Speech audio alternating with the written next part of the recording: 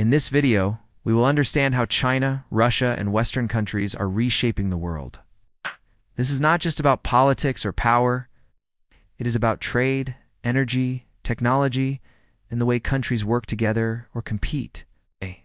To really understand what is happening today, we need to look back and see how these powers grew, how their goals changed, and why tensions and partnerships both exist at the same time.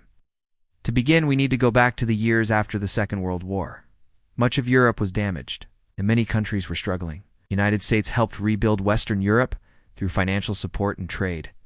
Over time, Western countries formed strong alliances and built powerful economies. Organizations were created to support cooperation in trade and security, and for many years, the West had the strongest influence in global affairs. At the same time, the Soviet Union, led from Moscow, was another powerful force. This created a long period of rivalry known as the Cold War. The world was divided into two major sides, and many smaller countries were influenced by one side or the other. This tension lasted for decades. Then, in 1991, the Soviet Union collapsed. Russia, which was its largest part, faced economic problems and lost much of its global influence. For a while, it seemed like the West would remain the dominant force without much challenge. But history rarely stays still. While these changes were happening, China was quietly transforming. Starting in the late 1970s and continuing through the 1990s and 2000s, China opened its economy to trade and investment. Factories grew, cities expanded, and millions of people moved into better jobs. Over time, China became one of the largest manufacturing centers in the world. Products shipped from Chinese ports reached almost every country. As China's economy grew, its global role also expanded. The country began investing in large projects in Asia, Africa, and Europe, building roads, railways, and ports. Some countries welcomed these projects as a chance to grow their economies.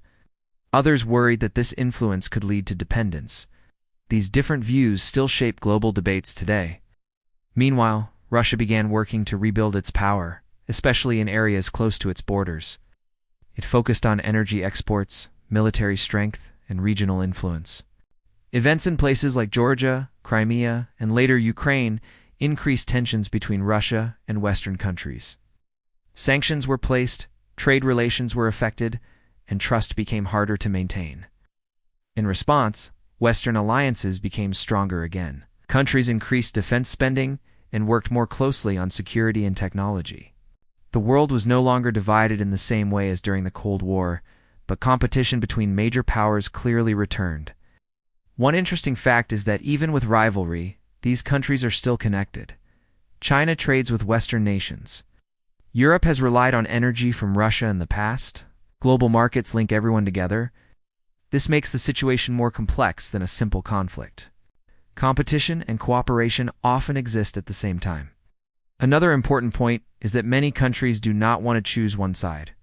Nations in Asia, the Middle East, and Africa often work with all major powers, depending on what benefits them most. This has created a more balanced and sometimes unpredictable global system. Today, these changes affect everyday life. Fuel prices, shipping costs, and even the availability of electronics or food can be influenced by decisions made by these major powers. Technology competition is also shaping the future, from artificial intelligence to space programs.